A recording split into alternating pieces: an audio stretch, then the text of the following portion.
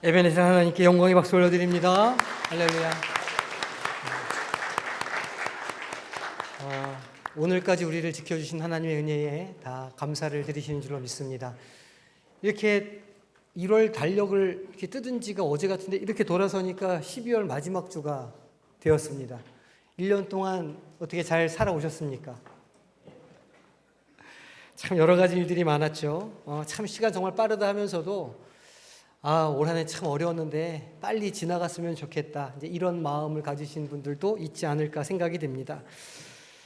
현대인들이 가지고 있는 가장 큰 정서적인 문제라고 하면 아마 조급증이 아닐까 그런 생각을 좀 하게 됩니다. 마음이 급한 거예요. 빨리빨리 뭔가 됐으면 좋겠고 중간 과정, 힘든 과정 생략하고 열매만 빨리 이렇게 땄으면 하는 그런 마음들이 누구에게나 있다는 거죠.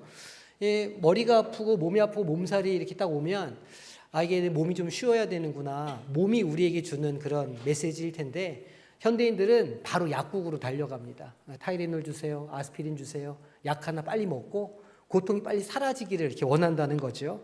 그런데 우리 신앙생활도 좀 비슷하게 할 때가 많지 않은가 이렇게 생각해 보게 됩니다. 늘 기도하면 하나님 이거 빨리 이 문제 해결해 주세요. 빨리 이거 해결되게 해주세요. 이렇게 해주세요라고 기도를 하게 되는 거예요. 지난주에 예수님께서 우리 인생 가운데 빛으로 오셨다 이렇게 말씀을 드렸는데 하나님 빛이 우리 가운데 오면 빨리 어둠이 없어져야죠. 이게 전기 스위치 넣는 것처럼 우리 가운데 있는 어둠이 빨리 사라지게 해주세요라고 우리는 기대하는 것 같습니다. 그런데 올 한 해를 돌아보니 그렇게 정말 기도의 응답이 바로바로 있으셨습니까? 원하는 것처럼 우리가 생각하는 것처럼 손바닥 뒤집듯이 인생이 확 이렇게 바뀌셨나요? 아니면 이상한데 어제도 오늘도 비슷하네 이렇게 쭉 이렇게 지나오셨습니까? 제가 가끔씩 드리는 그런 비유 이야기가 있는데 나비와 고치 이야기 아시죠? 어떤 학자가 나비가 고치에서 나오려고 막 애쓰고 노력하는 게 너무 눈물이 겨워가지고 그 고치 끝을 조금 가위로 잘라줬다는 거예요. 그러니까 나비가 고치를 쉽게 벗었죠. 그런데 이 고치가 땅을 기다가 날지를 못하더라는 거예요. 왜 그런가 이렇게 살펴봤더니 고치가 그 좁은 날개 틈을 이렇게 빠져나오면서 그 모든 힘줄과 그 날개 끝까지 체액이 공급돼서 비로소 날 수 있는 힘을 갖게 된다는 겁니다. 나비가 쉽게 나왔지만 가지 못했던 거죠. 우리가 그렇게 기도하는 것 같습니다. 하나님, 이 고난의 이 고치가 너무 힘듭니다. 요거 조금만 찢어주시면 제가 좀 빨리 나갈 수 있을 것 같아요. 조금만 도와주시면 제가 빨리 나가서 날개를 필 수 있을 것 같아요. 라고 생각을 한다는 거예요. 그런데 주님께서는 우리에게 그렇게 말씀하시는 것 같지 않고 또 주님의 삶도 그렇지 않다는 거예요. 마태복음 2장에 보면 예수님이 탄생하신 후에 천사가 그의 부모를 만나서 지금 헤롯 왕이 아기를 죽이려 하니 빨리 애굽으로 피신하라는 말씀을 주시는 장면이 나옵니다. 이 인간 왕에게 쫓겨서 말하자면 야반 도주를 하게 되는 거죠. 왜 이러셨을까? 만왕의 왕, 만주의 주이신 하나님께서 아니 인간 왕 하나 못 이기셔가지고 야반 도주를 해야 돼? 이 이유에 대해서 오늘 히브리서 기자는 14절에서 이렇게 이야기합니다. 자녀들은 혈과 육에 속하였음에 그도 또한 같은 모양으로 혈과 육을 함께 지니셨다라고 말합니다.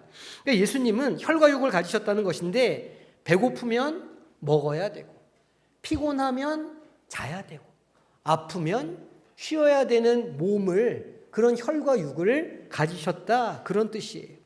베들레헴에서 이집트까지 그 멀고 험한 피난길을 구름 타고 슈퍼맨처럼 날아가신 게 아니라 인간과 똑같이 나귀 타고 걷고 기어서 그 먼 길을 가셨다 그 말입니다. 우리는 고난이 찾아오면 바로 가기 버튼 같은 거 누르고 싶어 해요. 유튜브나 이렇게 넷플릭스 보시면 앞에 막 이렇게 등장인물 나오고 속에 나오는 거 보통 어떻게 합니까? 넘어가기 눌러서 바로 본론으로 들어가잖아요. 우리 인생도 그러기를 원하는 것 같아요. 고난, 어려움, 아픔 이런 거는 스킵해버리고 싶어요. 빨리 지나가면 좋겠어요. 그냥 좋은 거 열매만 내 삶에 있으면 좋겠다 생각하는 거죠. 그런데 정작 우리 하나님이신 예수님은 그렇게 하지 않으셨다는 겁니다.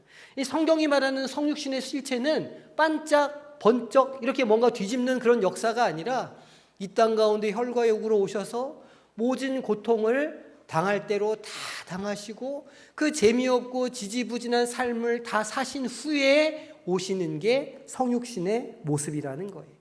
복음은 낭만이 아닙니다. 복음은 현실이에요. 복음은 리얼리즘이죠. 예수님도 하나님의 뜻을 이루기 위해서 이 생의 진흙탕에서 구르셨다는 거죠.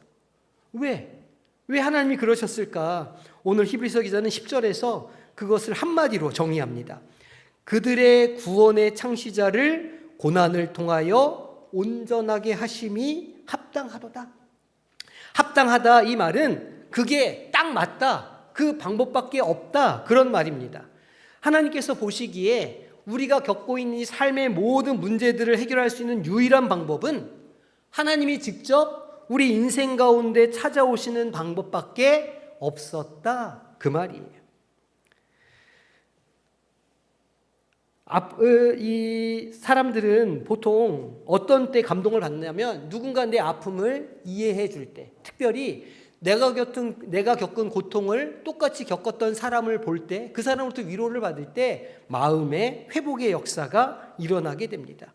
예수님은 우리의 고통을 이론이 아닌 몸으로 아시는 분이시라는 거예요. 11절 말씀을 보니까 거룩하게 하시는 이와 거룩하게 함을 입은 자들이 다 한 근원에서 난지라 그러므로 형제라 부르시기를 부끄러워하지 않으셨다라고 말합니다. 하나님이 우리를 내 형제야, 내 형이야, 내 동생이야, 내 가족이야 라고 말한다는 거예요. 어떻게 그럴 수 있을까요? 예수님도 우리와 똑같은 일들을 겪어보셨기 때문인 겁니다.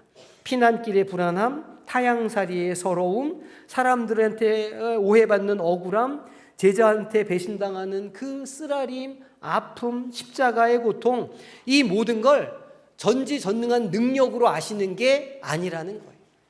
주님께서 직접 그 고통을 몸으로 체휼하셨다는 거예요.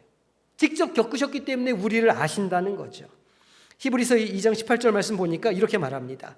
그가 시험을 받아 고난을 당하셨은즉 시험 받는 자들을 능히 도우실 수 있느니라. 이것이 주님께서 혈과 육을 가지고 우리 가운데 오신 이유이고 우리와 똑같은 아픔을 당하신 이유라는 거예요. 이제 2025년이 딱 3일 남았습니다. 3일 지나면 새해를 맞이하게 됩니다. 분명히 우리가 오늘 말씀을 듣고 주님 앞에 진실된 기도를 드렸다고 할지라도 우리의 골짜기가 금방 높은 산처럼 획가닥 변하지 않을 거예요. 우리 안에 있는 아픔이나 연약함들이 순식간에 고쳐지지 않을지도 모르겠어요. 그런데 우리에게는 강력한 소망이 있습니다. 주님께서 여전히 그 진흙탕에 구르고 계셨다면 우리에겐 소망이 없겠죠. 오늘 히브리서 9절 말씀을 보니까 이렇게 말씀합니다. 오직 우리가 천사들보다 잠시 동안 못하게 하심을 입은 자 곧 죽음의 고난 받으심으로 말미암아 영광과 존귀로 관을 쓰신 예수님을 보니, 예수님이 지금 어디에 계십니까? 하나님 보좌 우편에 어린 양으로 계신다는 겁니다. 우리가 이 땅의 수고와 고난을 다 마친 후 하늘나라로 갈 때 하늘에서 주님께서 그 영광의 보좌 위에서 우리를 맞아 주신다는 거예요. 우리의 골짜기는 절망으로 가는 골짜기가 아닌 겁니다. 우리의 연약함은 우리를 무너뜨리는 연약함이 아니라는 거예요. 그 골짜기를, 그 연약함을, 그 어려움을 붙들고 인내하며 믿음으로 살아내면 끝끝내 승리하신 주님께서 우리를 기다려 주신다. 이 말씀을 우리에게 주고 계시는 겁니다. 부활하신 예수님께서 제자들을 만나 주셨을 때 부활의 증거를 무엇으로 보여주셨을까요? 환한 얼굴, 빛나는 옷이 아니에요. 구멍난 손바닥, 구멍난 옆구리로 부활을 증명해 주셨어요. 우리도 언젠가 하나님 나라에 가면 그렇게 증명해야 되지 않겠어요? 주님, 제가 이 연단을 지나왔습니다. 제가 이 고난을 지나왔습니다. 제가 믿음을 지켰습니다. 하나님, 저와 함께 주님께서 드릴 그 영광의 자리에 나를 올려 주시옵소서 라고 기도할 수 있지 않겠어요? 자, 2026년을 앞에 두고 있는 우리는 마치 고치를 빠져나가는 나비와 같습니다. 그런데 그 고치 우리의 힘으로, 우리의 애씀으로 기도하며 빠져나가야 해요. 왜냐하면 주님도 그렇게 빠져나가셨고 빠져나가는 우리를 도와주시고 계시기 때문이죠. 2026년 이 믿음을 가지고 주님과 함께 동행함으로 그 어려운 삶의 자리에 믿음으로 당당하게 나아가신 우리 모든 성도님들이 되시기를 주님의 이름으로 축복합니다. 기도하겠습니다. 하나님 감사합니다. 오늘 주님께서 말씀을 주시고 오늘까지 인도하셨음에 이제 이 말씀 붙잡고 내년도 살아가기를 원합니다. 우리를 채울하시고 공감하시는 주님의 손 붙잡고 승리하는 삶을 살아가는 한 해가 될 수 있도록 주님 역사하여 주시옵소서. 감사드리며 예수님의 이름으로 기도하옵나이다. 아멘.